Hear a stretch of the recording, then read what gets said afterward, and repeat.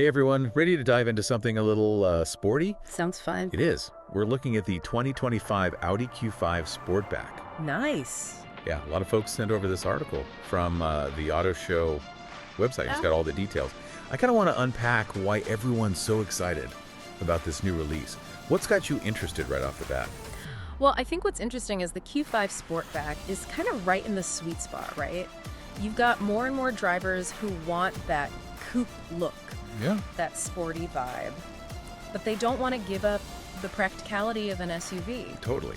It can't just be about looks, though this article definitely spends a lot of time talking about that exterior. Sure. They highlight the sloping roofline as a key design choice. Yeah. It gives that distinct silhouette, very coupe-like. Definitely. It's a different look than that boxier traditional Q5. Right. But it's not just the roofline. You've got those matrix LED headlights, All right. the sporty rear spoiler, and then a diffuser. It just screams performance. It does. It seems like Audi's making a statement with this one.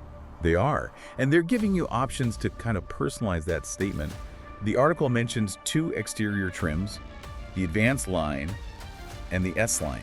I see. I'm already picturing myself in the S line. Yeah. With bigger air intakes. Yeah. And they've got those chrome accents instead of the scandium gray you get on the Advanced trim. Oh, for sure. And you can't forget about those S-line aero tubes. They look awesome. Oh, right. Plus, you get bigger wheels than the standard 18-inch ones in the Advanced trim. But here's the thing. Yeah. You get that sporty exterior, but they didn't skimp on the interior space or comfort.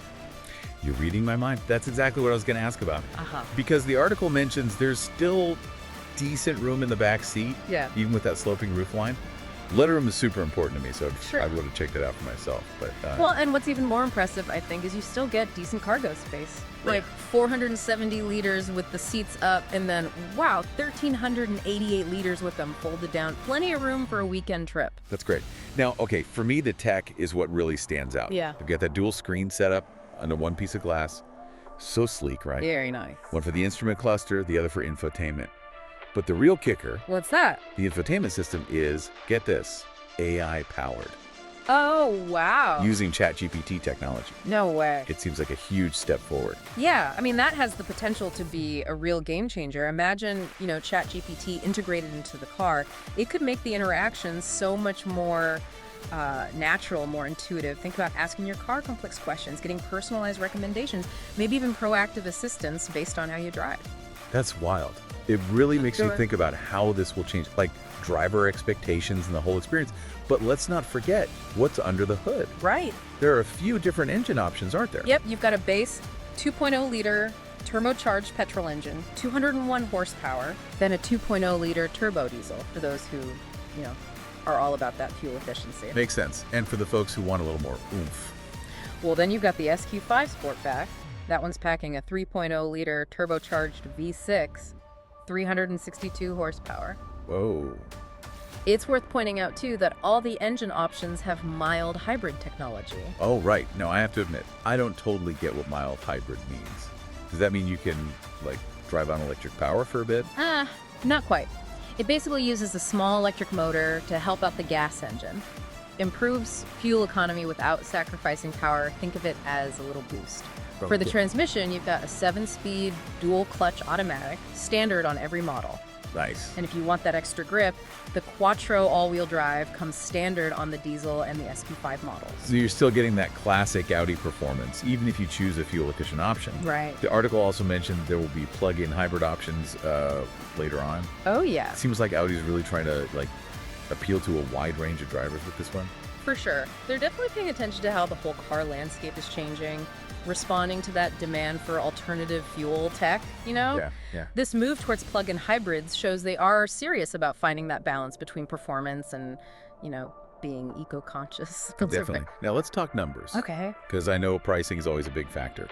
This is where it gets interesting. Yeah. The article says starting price in Germany is 54,800 euros for the base Sportback, Uh-huh. which, to be fair, is a bit more than the regular Q5. but I guess you're paying for that sportier style. Right. And if you want the SQ5 Sportback with all that power, get ready to shell out 85,400 euros. Oh, wow. That's a big jump. It is. And it's important to remember, those are prices for Germany. Right. We'll have to see what the U.S. pricing looks like. For sure. But it does give us an idea of where the Q5 Sportback fits in, compared to other luxury SUVs. Yeah, it'll be interesting to see how it stacks up against the competition. Definitely. Well, that competition better watch out. This Q5 Sportback sounds like a real contender. It does. European orders open in December 2024, but no word on a U.S. release date yet. Guess we'll have to keep dreaming for now. It's a waiting game for sure. Yeah. But this deep dive has given us a lot to think about. It really has. We've gone over a lot. Sporty design, the luxurious interior, all those tech features, the engine options. But there's one area I want to circle back to. Okay. Because I think it has huge implications for the future of driving. That AI-powered infotainment system. Absolutely. It's definitely worth exploring further. The article mentions how it uses that ChatGPT technology, but it doesn't really dive deep into the specifics. Yeah. It does mention things like personalized recommendations, more intuitive voice interaction. That's what's so cool to me. Imagine your car, actually understanding what you want and anticipating your needs. Yeah. You could ask it all sorts of complex questions. Right. Get directions that are, suited to how you drive. Or even have it adjust settings based on, your mood. The possibilities are kind of crazy. Imagine it revolutionizing in-car entertainment, right? Oh, yeah. Giving you personalized music recommendations, podcasts, maybe even reading you news articles based on what you're into. What about the safety aspect? Right.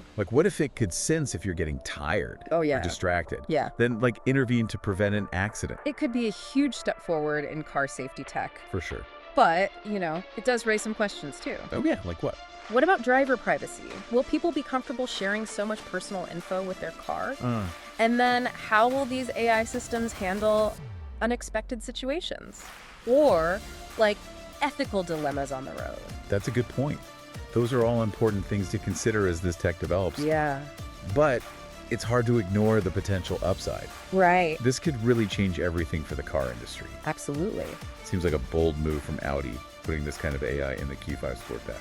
It does. It definitely positions them as, a leader when it comes to innovation, especially in this luxury SUV market. Yeah. And, it'll probably push other car makers to do the same, which will keep pushing the boundaries of car tech even further. We haven't talked much about the actual driving experience itself. Right. The article mentions the performance, the quattro all-wheel drive and the engine options, but what does that actually mean when you're behind the wheel? Well, Quattro is known for its grip and handling, especially in tricky conditions. Okay. It gives you a more, confident and controlled drive, whether you're in the city or on those winding country roads. And with those engine choices, especially the 3.0-liter V6 and the SQ5 Sportback, yeah, it seems like Audi isn't just going for looks. They're serious about performance, too. Totally. They're targeting drivers who want something that looks good and feels good to drive. Don't forget about that dual-clutch transmission, super fast gear changes.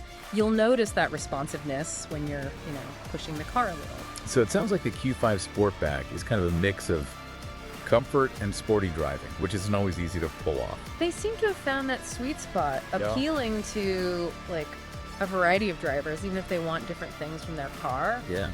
And with those plug-in hybrid options coming later, Right. they're also thinking about that demand for, more sustainable vehicles. It's a smart move, given where the whole car industry is going. It feels like they're ticking all the boxes: style, performance, tech, sustainability. Yeah. It's a lot to process, but I'm starting to understand why people are so excited about this car. Yeah. It's like a shift in how we think about and interact with our vehicles. It does raise some questions about, where car design and technology are headed. Like what?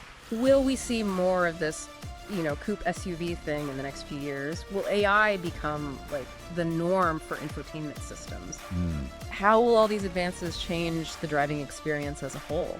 It's pretty exciting to think about. It is. And while we can speculate all day, Sure. one thing's for sure, the 2025 Audi Q5 Sportback is making a bold statement right now. It is. It's really pushing the boundaries in that luxury SUV category. Yeah. And it'll be interesting to see how the market reacts. Totally agree. As we wrap up this deep dive on the Q5 Sportback, I'm curious, what stood out to you the most? Oh, that's tough. What feature or aspect got you really interested? Honestly, it's hard to pick just one thing. The design, it's definitely striking, and the tech, that AI stuff is like mind-blowing.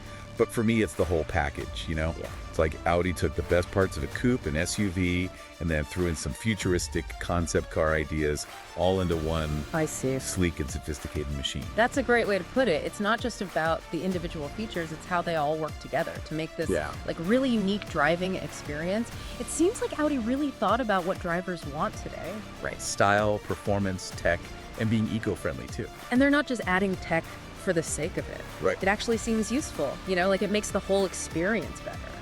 Yeah, it shows they're committed to innovation, but also that they like get their target audience. They're not just building cars, they're creating a whole lifestyle, which is appealing to a lot of people, especially in that luxury market.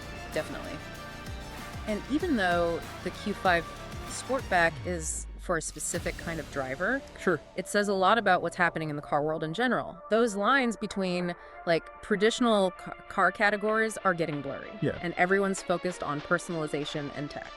It's a really exciting time to be following all this. There's so much innovation happening, and it's fascinating to see how car makers are dealing with, you know, changing demands and all the new technology. Yeah. The Q5 Sportback is a perfect example of that. It really makes you wonder what the roads will look like in a few years. Will we all be driving around in like AI-powered coupe SUVs.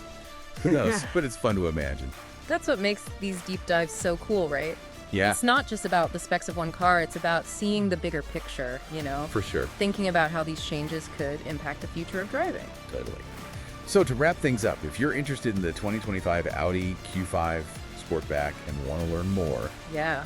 I definitely suggest doing some research. There's tons of info online. Right. And you can even sign up for updates from Audi to stay in the loop. And remember, this deep dive has only scratched the surface. There's always more to find out. Yeah. As we get closer to launch, even more information will come out. Exactly. So until then, keep those engines revving and those imaginations going. We'll catch you on our next deep dive.